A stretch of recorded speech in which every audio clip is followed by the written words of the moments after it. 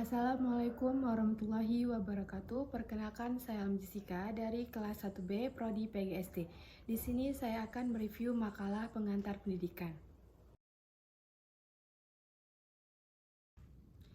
Berdasarkan yang saya baca, makalah ini membahas peran peserta didik dalam sistem pendidikan, pengembangan potensi fisik dan psikis individu melalui pendidikan yang dilakukan oleh pendidik. Penulis menjelaskan bahwa peserta didik adalah individu yang berkembang melalui pendidikan dan dipengaruhi oleh faktor pembawaan serta lingkungan. Karakteristik peserta didik juga dipengaruhi oleh faktor psikologis dan sosial yang membentuk sikap dan perilaku mereka. Selain itu, makalah ini membahas batas awal dan akhir pendidikan. Batas awal pendidikan bervariasi menurut pendapat ahli, mulai dari usia 3 hingga 7 tahun. Tergantung pada kesiapan anak untuk belajar.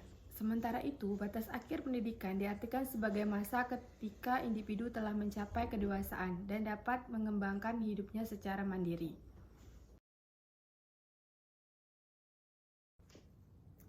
Makalah ini membahas pentingnya tujuan dalam pendidikan yang menjadi faktor utama dalam memberikan arah dan keberhasilan proses belajar. Penulis menjelaskan bahwa tujuan pendidikan harus dirancang dengan jelas agar pendidikan tidak kehilangan arah. Tujuan dibagi menjadi tujuan umum lebih luas dan tujuan khusus lebih terperinci. Fungsi tujuan pendidikan mencakup memberikan arah, menentukan titik akhir, serta menjadi dasar untuk tujuan lainnya, dan memberi nilai pada usaha yang dilakukan.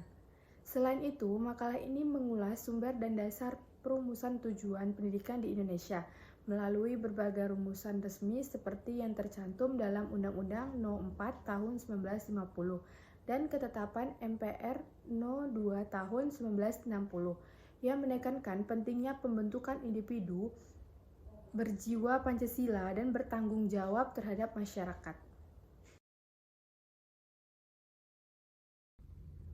Makalah ini membahas pentingnya materi pendidikan dalam mencapai tujuan pendidikan yang mencakup pengetahuan, keterampilan, dan nilai-nilai.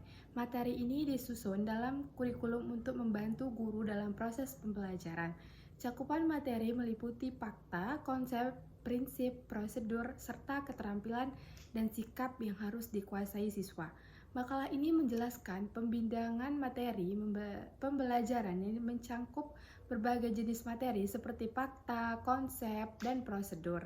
Penulis menekankan perlunya metode dan media pembelajaran yang variatif agar dapat memenuhi gaya belajar siswa sehingga proses belajar mengajar lebih efektif.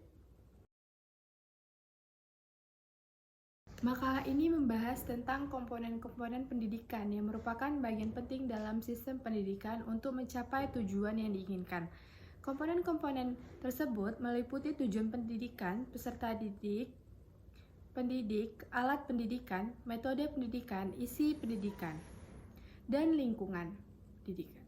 Masing-masing komponen memiliki peran yang saling terkait, seperti tujuan yang menjadi acuan, peserta didik yang menjadi objek pendidikan, dan pendidik yang bertanggung jawab dalam proses pembelajaran. Selain itu, makalah ini juga menguraikan 3 jenis komponen pendidikan, yaitu raw input atau peserta didik, instrumental input atau kurikulum dan pendidikan, serta environmental input atau lingkungan pendidikan. Hubungan timbal balik antara komponen-komponen ini sangat penting karena mereka saling mempengaruhi untuk mewujudkan tujuan pendidikan yang optimal.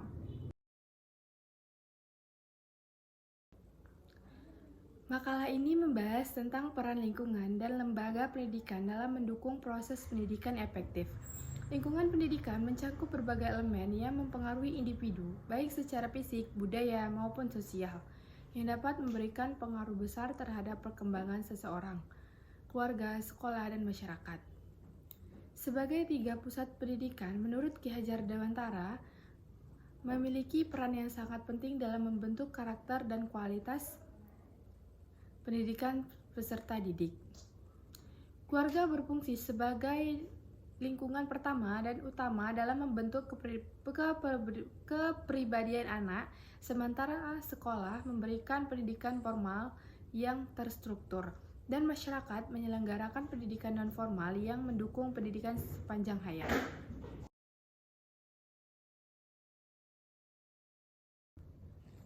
Makalah ini membahas peran keluarga, pemerintah, dan masyarakat dalam pendidikan serta hubungan timbal balik di antara ketiganya.